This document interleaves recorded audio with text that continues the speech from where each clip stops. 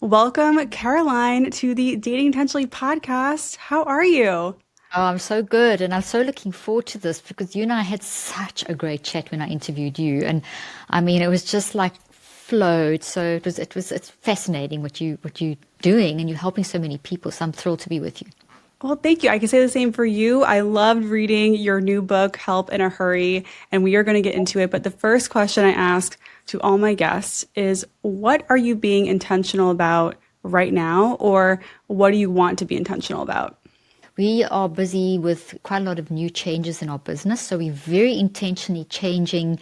So it's very much business related. I also have all my family in my business, all my kids and in-laws and things so it's actually, we've had to learn new skills. So we're very intentional about how we work with each other. And that's been a very exciting and interesting learning process. So we're really working on those two things at the moment. Wow, props to you. That's brave. I've heard some nightmares of families working together, and I think that's awesome that you're able to make it work. Oh, it's amazing. My kids are phenomenal, and my husband, they just really, I'm so lucky. They're just incredible and also gifted and skilled. And so it's really great. Amazing. Well, okay, I want to talk about Help in a Hurry, and I read it, loved it. I love how Thank you. practical everything. Oh yeah, there it is. If you're watching on YouTube, you can see the book. I love how practical and just you really take the pressure off a lot of like big scary thoughts that we have. But the main message that you kind of get across is that it's okay to not be okay. Can Yeah. you tell me like why that message is so important to you? I think that's so important in this day and age where we live in such an incredibly exciting world of ability to access information so quickly and to communicate so quickly. And, we all know the good and bad of technology, but it's still a phenomenal tool. But it can affect us dramatically in that any kind of messaging that goes out there feels different because it gets out so quickly and there's such a lot of mass impact of ideas in the zeitgeist in our current world. And I've watched this over the 40 years I've been in this and working with patients for 25 of those 40 and seeing how we have become very dependent in the last 50 years or more than before, I believe, looking at the research on external validation. And we've almost like removed our internal locus of control to an external locus of control. And so my message is then it's okay to be sad, to be happy, to be down, to be up, to be not to be scared of emotions, to feel overwhelmed in the day, to not walk around with a big smile on your face all day long if you don't feel like you need to that day because you may be in a very demanding environment. So it's okay Right. not to be okay. It's embrace that. You don't have to stay there, but you've got to start there and realize that that's actually very much the norm.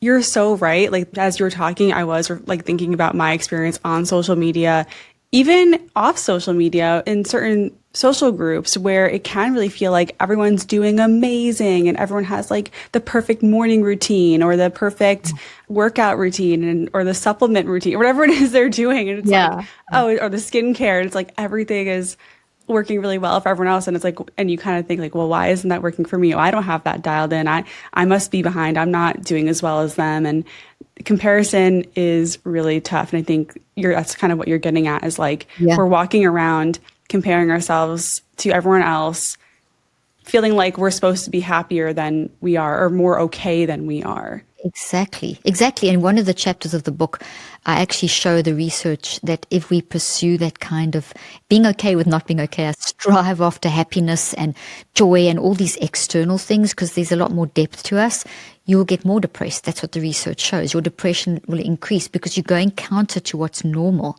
Being a human means you need to experience the ups and the downs. That's how we grow, how we learn, how we move forward. Otherwise, we blow things out of proportion, which is what we've seen with social media, also happening with the labeling and diagnosing from TikTok. And there's a whole chapter on that too, is it makes things that are normal not normal. And so we distort our perceptions of experiences we have and think, oh my gosh, I've just had this really hectic meeting, or I've just had this really hectic discussion and I'm feeling like there's something wrong, and it feels bigger than what it should be. Meanwhile, you had a discussion, maybe the emotions flow or maybe this happened, but you learned something and you move forward, and that's normal. Humans are going to Right. miss, it's that kind of shift that we need, and we're not really, we know instinctively what I'm saying is true, but when you're in it, because of the mass mass amount of information that are non-conscious, and we can talk about that and I can give examples, but that we're absorbing, it can make us feel something that's not really true, but it feels like it's true. And that is what I'm trying to help people break that cycle and recognize when you've slipped into something like that. Yeah. So what you're saying is like when we are in that comparison mode or feeling like we should be more okay than we are, we're spiraling. We're kind of twisting reality in a way, it sounds like. What does it look like then to work, like to make that shift? What's an example of how we can start to be okay with not being okay? That's a great question. So one of the things that's really helpful is to know that you actually control how things get basically wired into your mind, brain, body network, which is a 3-part network. With our current messaging, we are often thinking, oh, well, I can't control anything and my brain controls me. Fortunately, that's not the case. And in 63 seconds, and there's a reason why I say 63, we can also chat about that in a moment, but within a 63-second or a minute time frame, more or less a minute, that is enough to train yourself to self-regulate. So if you can self-regulate the 63 seconds, if I can manage this minute, if I can capture my frustration with maybe people pleasing or reacting to someone that you didn't want to react to or thinking a thought that you actually just, could that really be true? If we can control that 63 seconds, we can start a process, launch ourselves into a process of self-regulation that can help us recognize the patterns that are disruptive. And then we can dedicate 63 days, which is actually the time that it takes to build a new habit or break an old habit or deal with some sort of trauma. We need multiple cycles when it's trauma. But to start at 63 days, think, that's too much. I can't think. I need now. So this book, Help in a Hurry, and this concept is kind of like a missing link. It's the gap. It's the traffic light. It's that red and orange before the green starts. It's to create and capture that space. And from science, clinical research, etc., that 60 seconds, if you can train yourself there, it shifts your life. And then from there, you can go deep and work out the big stuff and that kind of thing, which there's tremendous advice on that too. On a very practical level, let's say that maybe you've just been in a meeting and you said something and you said it nice and calmly and you presented this idea and you got a major reaction maybe. I'm just trying to make something up now. I'm trying to think of something that is a typical sort of thing that our listeners will send in. This is a big thing that seems to be in meetings, people, the reactivity that happens to people presenting ideas or whatever. So I think it's quite a good example. Or it could be in the dating example, it could be that you say something and you think it's coming across okay, but then you get this really weird reaction. What do you do in that 63 seconds? And you want to create the gap. So we don't have to always respond quickly. Yes, I know in a one-way conversation in a date, you don't want too long of a pause. So maybe 60 seconds is too long to pause, but you can certainly pause for 10 to 20 to 30 seconds.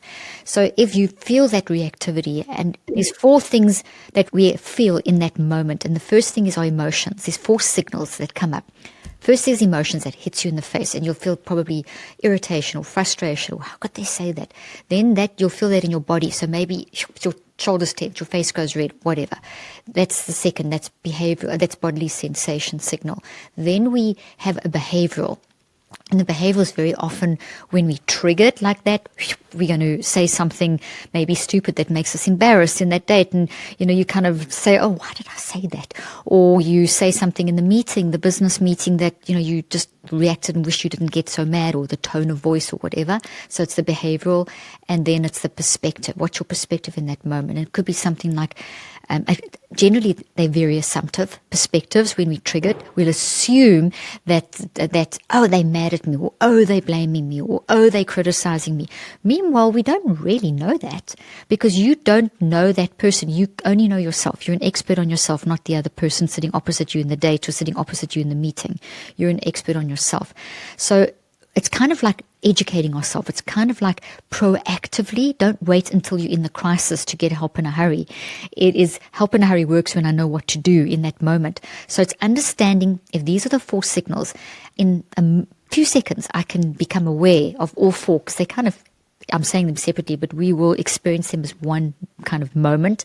And as I'm experiencing that, if I know that this is basically signals of my reaction, instead of reacting to the signals, I can create the gap. And that could be taking a really deep breath, which looks like you're thinking about that, which you are thinking about the answer, like a really deep breath, because breath doesn't just bring oxygen, it brings mindset. And then the stop part is, as I breathe and notice those signals, that combination is going to give me control back. Then I can say something to myself like, I acknowledge those things. I haven't denied or suppressed, so I feel compassion. I've honored the reaction. I haven't ignored, and that's important. I've done this breathing to calm down my physiology. I'm in control. If I react, I could make the situation worse. Knowing from the past, we've all done that. And I can make myself feel worse, or I can realize I don't know that person. I'm an expert on myself. Remind myself, a couple of statements to remind myself that I don't really know what that person is thinking. Maybe I should clarify and, ask them what they mean instead of, getting upset. Don't take it in. Don't let those emotions wire in, because if you absorb, you actually make that part of you physically. You change the structure of your brain and your body. So the one is going to create chaos and a reaction. The other is going to create a gap, which gives me wisdom, which helps me to get more intuitive. And then I'm going to be calmer, and I'm going to be able to, in that gap I've created with being aware of those signals, doing that little breathing, a little bit of self-talk, do that in 10 to 20 to 30 seconds, then you can then work out a response. So that's an example. Right. Thank you so much for that very detailed example, literally breaking down moment by moment, each step of the way of what you can do to create that pause. And what I heard you say is I think creating the pause is the hardest part, right? That first step, that breath, because when you're feeling that emotional reaction, you want to say something, you want immediate action. I call it shooting from the hip. And I used to do this in dating all the time, but being able to just take a beat. You don't owe people an immediate response. Even on a date, like you said, you can get up and go to the bathroom. You can take a step outside for a minute to get a breath of fresh air. You're allowed to do that. So yes, create that pause first, and then deciding how you want to react instead of just reacting is such a game changer, not just in dating, but in relationships too. So I'm so glad that you broke that down. Okay, so back to it's okay to not be okay. You kind of talked about, you said this quote, happiness is an important part of living, but it will not take away the pain we experience. And also you talked about how this thing called an unhappy pit and how these moments will pass.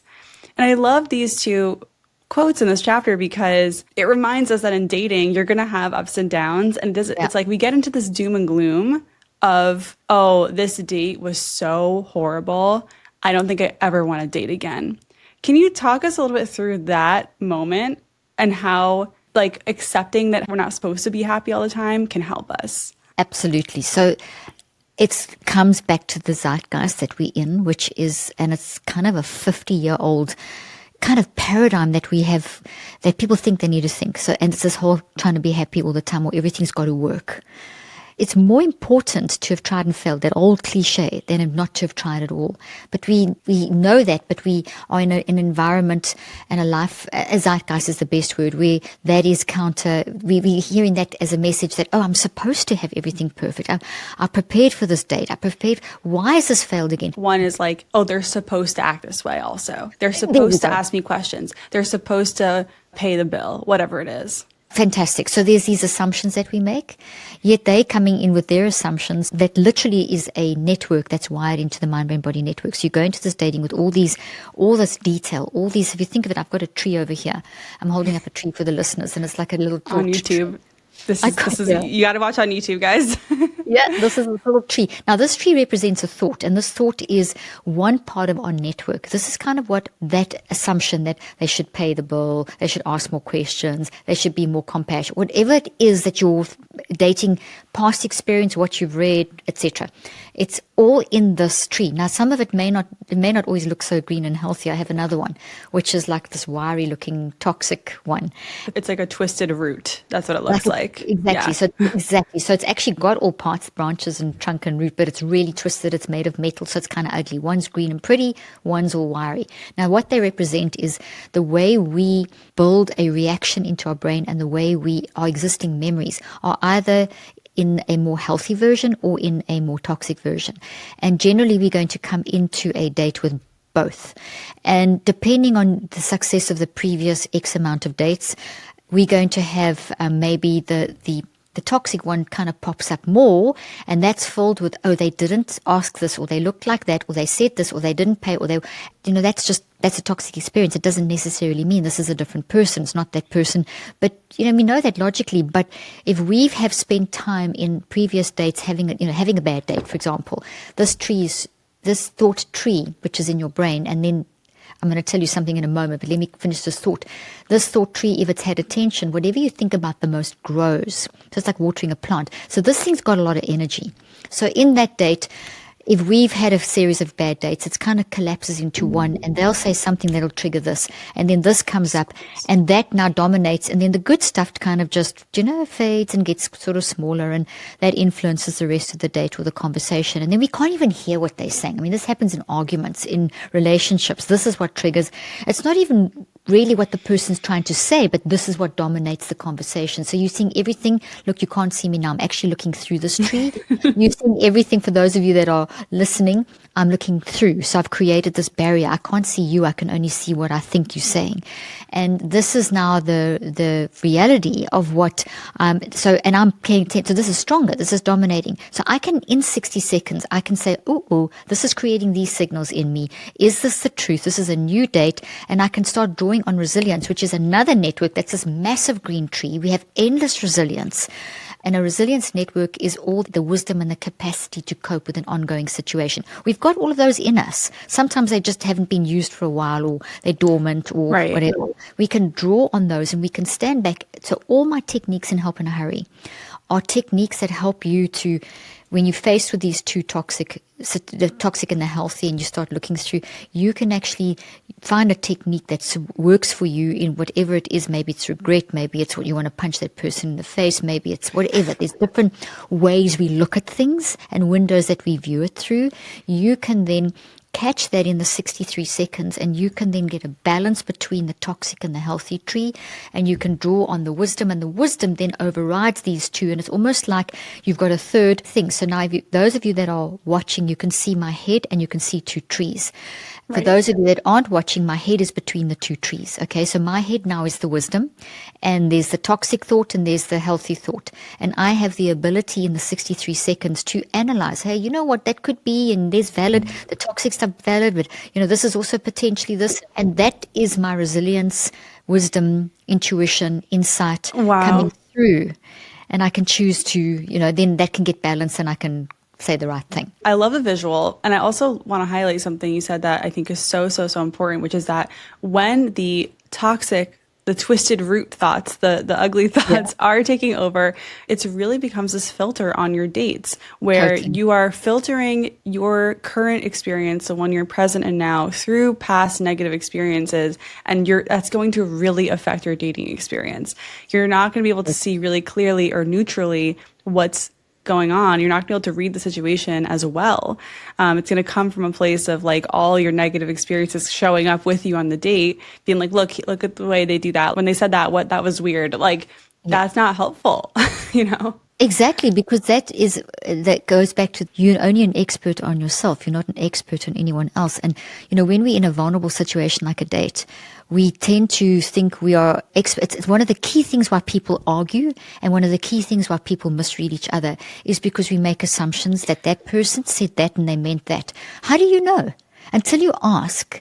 Until you say, oh, did I hear you say this? Do you mean that? Until we create the gap and give that person a chance to actually clarify, we are just going to make ourselves more toxic. And the other thing is, Talia, is that this thought, I'm showing these trees, but that's just what it looks like in the brain. We actually have that whole network also represented through our entire body. So memory is not in the brain alone, which we have been also told it isn't. It's in your fingertips. It's in every cell of your body. You have 37 to 100 trillion cells in your brain and your body collectively. And as we're talking now, or you having that dating experience and your past experiences, they're not just in your brain.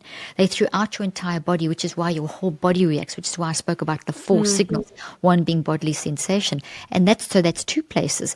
So they look like trees in your brain, our thoughts, but they look like little hedges in our cells of our body. And they all collectively give information and the different perspectives of that thought. So it's quite a dynamic, complex system. But there's a third place, and that's in your mind. And your mind is separate from your brain and your body. In fact, your mind's 99% of who you are. It's where most of the mess and the bad and the good, the bad and the ugly, that's what happens. These trees that I'm talking about and hedges and whatever, those are the end product of what we've done in the moment with our mind. So our mind is this massive spirit, soul, body, consciousness, whatever you want to call it, and it's got different levels. And the level that gets tripped up the most in a dating situation, in an argument, in a business meeting, in life, is the conscious mind. Because the conscious mind is very dynamic. It's like a toddler. It's learning, it's fast, it's interested, it's up, it's down, it's making mistakes, and it's thinking, feeling, and choosing in response to input from outside and input from inside, from our existing thoughts, memories inside thoughts. But it needs, in order for, like, think of a toddler. You can't leave a toddler just to run riot. You need a parent to guide. We need a parent to guide on non-conscious level of our mind. So you've got conscious, you've got non-conscious, N-O-N, not unconscious. Unconscious is a brain state. It's when you're asleep or under anesthesia or knocked out. So I'm talking conscious level of the mind, non-conscious level of the mind, not unconscious brain state, okay? Mm-hmm. So that non-conscious level operates 24/7. Conscious mind only operates when you're awake. Non-conscious mind is filled with every experience, memory you've ever had, all organized in these little clusters of energy clouds, which look like trees in your brain and hedges in your body, but they clusters of energy in your mind. And we've got more in our mind than in our body because our mind can hold more. It's 99%. The point being is, think of a rain cloud made of droplets. So the tree is what a thought looks like in the brain. A hedge, here's a tree, a healthy tree, a little hedge, like a garden hedge where it's been all trimmed and nice. That's what it looks like in the cells. But in the mind, it looks like a cloud. And there's like an invisible connection, like a network between the cloud in the mind, the tree in the brain, and the hedges in the body. Why is that important? Because it's an internal World Wide Web. And the cloud is the strongest part. That's what drives everything else. So if we can get that under control, in that moment, when they say something, with the example I gave earlier on, you're working at that cloud level, which then influences what happens in the brain structure and the body structure and the connection. So we've got this internal World Wide Web. So it's a lot of science, but it's very real.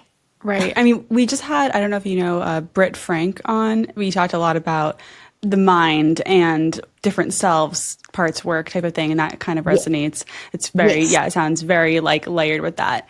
So I really appreciate that. I had no idea that's what our thoughts and mind and everything look like, and the cells. I mean, that's wild. But I have more questions to get to. One thing that your book covers that I love is that we can change our beliefs. And I think this is so fascinating, so important. You know, if someone is stuck in this belief and they're convinced it's never going to happen for them, they're never going to find someone, there's no one out there, what are some mental shifts they can start making? And you mentioned earlier, questions we can ask ourselves, or just like, what's the process there? Such a great question. Okay, so quickly, what we're talking about here is this perception. I'm holding up the toxic tree for those that are listening. We've got the root tree. It's back. The ugly one, okay? Yeah. And this is this whole thing. It's filled with the overarching belief, because every thought, which is made of memories, it has got a belief system, okay? So the belief system you described is that I'm never going to get this. I'm never going to have a date. I'm never going to meet the right person. So that's the overarching energy being generated from this toxic thought. What's my evidence? The root of any tree is the root. It's the source. So that's the dates. And then the branches of the tree are the interpretation of those causes. So we've had X person, whatever happened, and there's your processing and interpretation. So therefore, you've got a mindset generating a belief filled with data.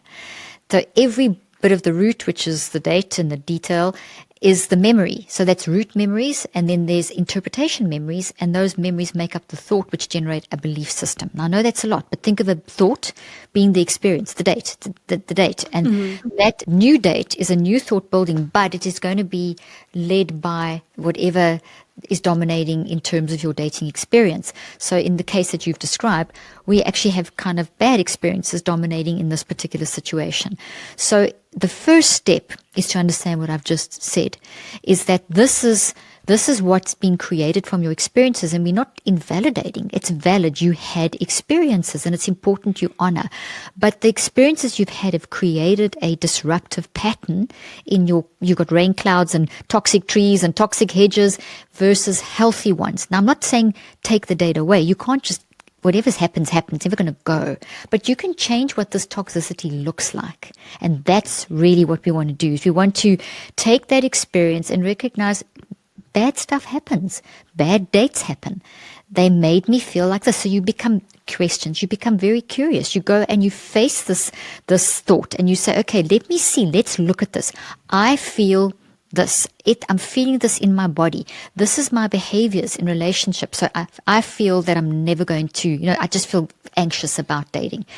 In my body, it's just creating GI issues, whatever, cardiovascular issues, whatever. I am really scared to go on dates. I'm thinking it's a waste of time, behaviors. Perspective, it's never going to work out for me. Now, that's what this is generating. So now instead of running and thinking there's something else, take the time before you go on that date. Take the time to say, okay, let me gather awareness of these 4 things that I've just described. And it's okay. You say to yourself, it's okay to not be okay. Right. You're not judging it. You're not judging it. This is not you. This is what's happened because of. So all we're doing here is very objectively stepping into our true self, which is where wisdom resides, and we're analyzing a pattern in our life that is influencing something we really desire, and that's to have a partner in our life and have success at dating. So hear me with my wisdom, the amazing whoever I am, whoever's listening. This is who I really am. That's not who I really am. So let me use my strength to go and really face this. Now that is hard. That can bring tears, anxiety, depression, and that's okay because those are just data. So look them in the face. It's okay to not be okay. It's okay to be sad. It's okay to say that really made me sad. And you may cry about that date. You may get really frustrated. Go through it. Get it out, because when you get it out, like when you vomit or you have a fever, you're getting it out, you're getting control. So you may need to spend not 60 seconds, you may need to spend 63 days and around about 15 minutes a day doing this. And I've got a whole app as well that can support you through the longer cycle, the 63-day cycle. So you could use one of the help in the hurry techniques just to get yourself in that space so I can calm down enough to actually then do the work working through. As you become aware, let's say it's the moment, let's take the 63 seconds and then day 1, just so that you've got a sequence. So now I've got this opportunity, you see there's this date that's coming up, but you just immediately, this flares up and you just, so the whole thing. You say, okay, I'm going to put that date off for a week. I'm going to move it on by a few days.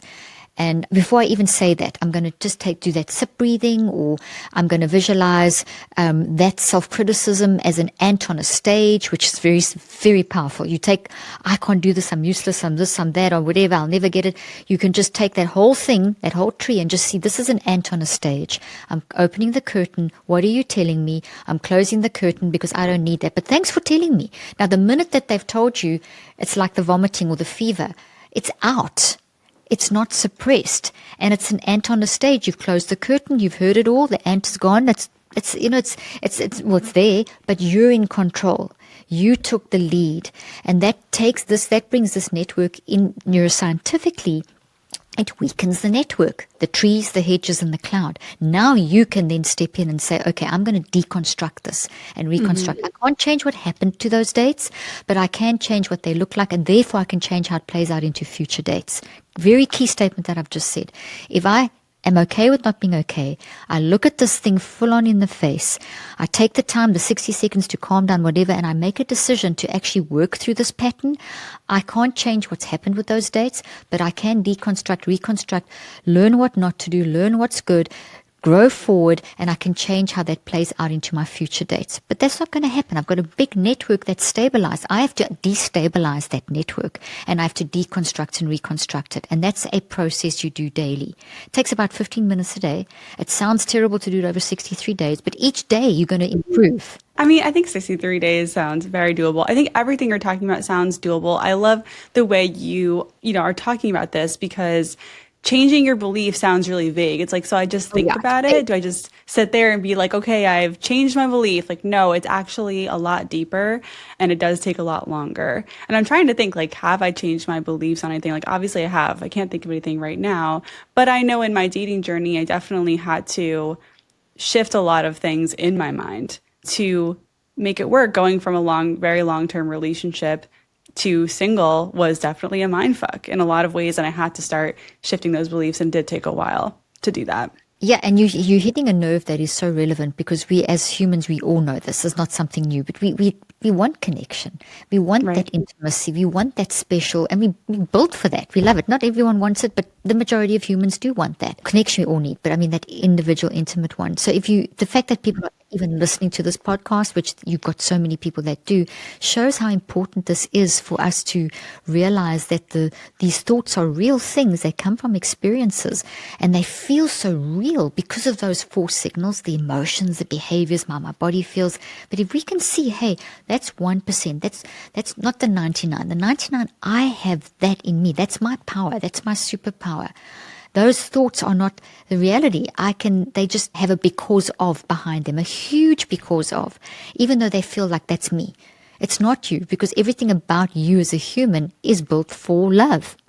And I'm not talking about just love in the romantic sense. I'm talking about being able to cry, laugh, see the sunset, love, be yourself, be intelligent, explore life, do life. It's all those big things, of which dating is a very big component. Getting that relationship and is a very big component. So we've got that power in us, but most people don't realize that we can do that. And they think, okay, that's such a dominant thing. How am I ever going to break through?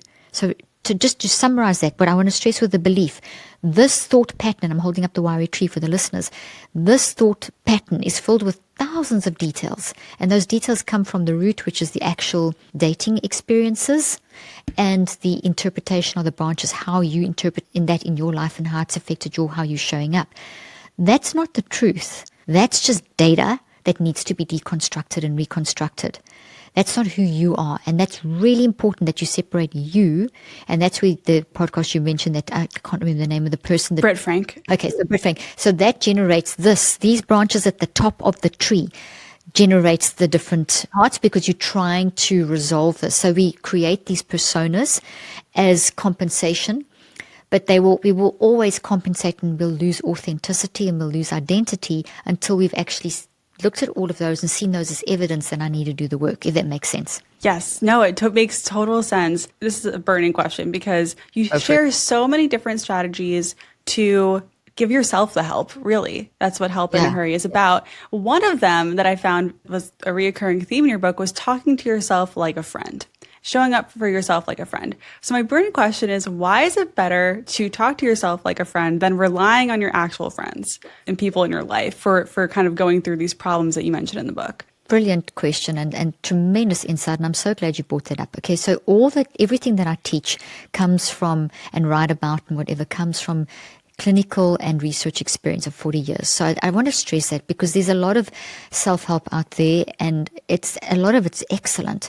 But I want you to know that what I'm going to tell you is grounded in science, and science is constantly growing. It's not infallible, but it is evidence-based. So the concept of talking to yourself as a friend has a long history in scientific research, and actually goes back thousands of years. The philosophy is that when someone comes to you and asks you for advice, like someone comes and says, I've had this situation, or I'm in this situation, like you give dating advice, you're so good at it. So we're so good at helping other people. Just think, even those of you listening and viewing, you don't even have to be dating. Just think of someone coming to you with a problem, and you may have had a similar problem and got stuck in it. But when they come to you with their problem, you solve it, and you think, why on earth didn't I listen to that problem? Why didn't I give myself the same? Why don't I take that advice? It's because we naturally have wisdom. We are literally wisdom.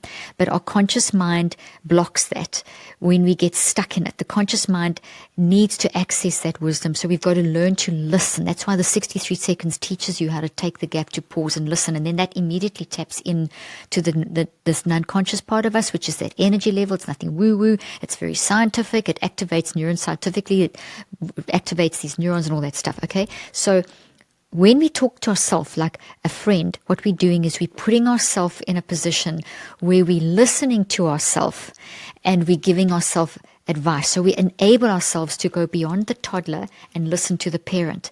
Because when I'm so stuck in this, I can't do this, the regret cycle of, why didn't I say that? I made such a mess. What if I do this again? What if I say that again? Look what happened the last time. Look how I gave so much. All those things. If I get stuck in that view, I'm not going to see the wood for the trees. But if I stop and say, hey, you know what? And what you can do is take 2 chairs, put them side by side. In fact, if you look at my reels, you can then scroll back in my reels on my Instagram. I've actually got this as a little video where you put 2 chairs side by side. And I would do this with my patients and say, okay, sit in that chair and tell me all about this toxic tree. So it's you though. So you literally put the 2 chairs down and you sit in the one, and you now the wise whatever, okay? Wise Talia. And then in this chair is the Talia that's stuck in this one thought. It's not really Talia, but it's really dominant because it's really important. So 2 chairs, sit down, and the wise Talia welcomes in the toxic. There's all compassion, there's kindness, there's acceptance, there's no judgment, this is not who I am, this is because of. And you simply start saying, tell me. So you honor this and you start letting it just spill out. And in that chair, you just spill it out. Time it if you can, I would recommend. Either have a little timer that you can turn, the little old-fashioned hand timers. I mean, I'm getting very practical, but this works, okay? Or do it on your stopwatch or something. And then at some point you say, okay, I get it. I honor that. That's really hard. What did you need someone to say to you? Say that yourself. And then swap chairs and say, okay. When you start honoring that, you're actually in the other chair. So you move from the one chair to the other chair, and you then put the time on again, and you say, look, that's hard. Thank you for sharing that. That is amazingly difficult. You've gone, whatever, the words that you needed to hear. And as you're doing that, you think, that was my friend. And they were telling me that, or my sister, or my brother, or my whatever. I would really be sorry for them. I'd really want to help them. So and you shift that perspective. So your brain and body don't think. They just do. What the mind is the thinking part. So then your brain and your body will start changing the way their physiology works. So now you're not going to get these scared anxiety signals. You're going to get calm from your body. Your body, the pre-consciousness in your body changes. I feel like that is so, so, so key. Like, you are creating that calm in your body by doing this exercise versus when you're going to a friend, you're not necessarily creating that as much. No, because you're doing this yourself. You're learning. And the first time you do it, you feel so stupid. But the more you do it, it becomes one of those invaluable tools. I did that. I did this in therapy. I mean, I didn't switch chairs, but my therapist definitely had me play out conversations with myself and even with other people that I was having anxiety about and and it felt extremely uncomfortable and weird and silly. But I'm so glad I did that, because now it's like, okay, you just kind of get through that. You get over it. You just do it. You just try it. And we can do it ourselves. Okay, so we can give the advice to ourselves. We have wisdom in ourselves. But again, like, is going to our friends for that experience of like sharing the toxic thoughts, asking for help, would you say that it's like not as helpful? Like, don't do that? Or it's just a different kind of connection or help, or like, It's 2 different types of help. But first of all, we need to learn to rely on ourselves. So even if therapy, counselors, coaching, friends, lovers, whatever, they all going to support you in some way, but at the end of the day, you're the one who makes the choices. So what's very key for me, and I've seen this over my 40 years of being in this for a long time. Also, I'm a mother, wife, 4 kids, lots of friends, lots of life experiences. You have to be self-empowered. So when you're in the middle of that toxic episode, and it could be the middle of the night, you can't exactly reach out and wake up. You can, I suppose. I wake up my husband, but realistically, you can't text your therapist. You can't constantly keep someone else away. You've got to be self-empowered. And what we've done a lot in our current biomedical model is disempower people. So I'm all about re-empowering people. And your kind of podcast is doing the same thing. We need to know that we've got it in us. And I can tell you scientifically, everything you need is inside of you. We just have to get through all this mess to actually tap into it. And then when we get inside, we will know the right questions to ask. So when we go to the therapist, when we go to the friend, and we tell them, yes, sometimes it starts with a whole, that whole vomit out everything, and it sounds chaotic. But you're also going to be able to follow that up with, actually, this is quite specifically what I need to get. Am I seeing this correctly? So you know what you need to ask, as opposed to just like throwing everything out, all the toys out the cot kind of story. I really appreciate this answer. And I want to fit in this last thing, because I know as we're talking about inner wisdom and giving advice to yourself, we are going to give advice to a listener. Okay. So I have a listener question for you. So this is a message that came in that I'm really curious to hear your take on, from a standpoint of just like what we were talking about earlier, reacting, assumptions, beliefs, that kind of thing. Here we go. So this is from a 37-year-old female dating a 36-year-old male. And she writes, slow burn dating a guy for a few months. Haven't discussed exclusivity yet, but it feels like we're together. Nothing physical yet. I have screenshots of his Hinge profile from when we matched, and I just checked his profile and there is a small change since our first match. It now includes his job, but when we matched, it wasn't there. He has a very desirable job. I do too, but we all know it helps men more in our society. I mean, sure. I feel hurt and upset, but I don't know if I have teeth in this. Do I bring it up to him? Such a great question. And it just shows the vulnerability of dating. That question really shows the vulnerability because, as an outsider looking in, my first response is you have every right to ask the question. He felt vulnerable potentially, I'm assuming. We don't know this guy's head. So there's multiple options, multiple possibilities. First of all, he may not have put that up there on his profile simply because he didn't want that to influence. He wanted people to get to know him. And now he's feeling confident. There's actually a relationship starting. So now he feels he can reveal more of himself. That's probably what's happening, but I don't know because we've got to ask him.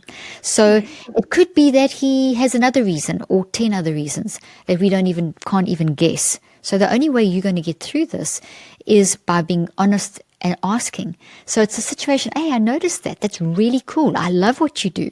And I'm really interested that you've now put that on your profile. I'd love to know you. Are you feeling more confident, or is there a change? Has something happened? Not in a judgmental way, but in a very conversational, supportive way. So it's really important that your tone, your body language, which is 50% of communication. I mean, an argument can start just from a tone, as we know, and a body language. So if your body language shifts into wariness, they don't hear your words. They see and feel the energy, and it's real. These things generate energy. Just like light is generating energy, and a heater generates heat, and a fire generates heat. Your thoughts are generating that. So if you're going in thinking he's out there to screw me, he's lying to me, I'm hurt, I'm this, you can have those.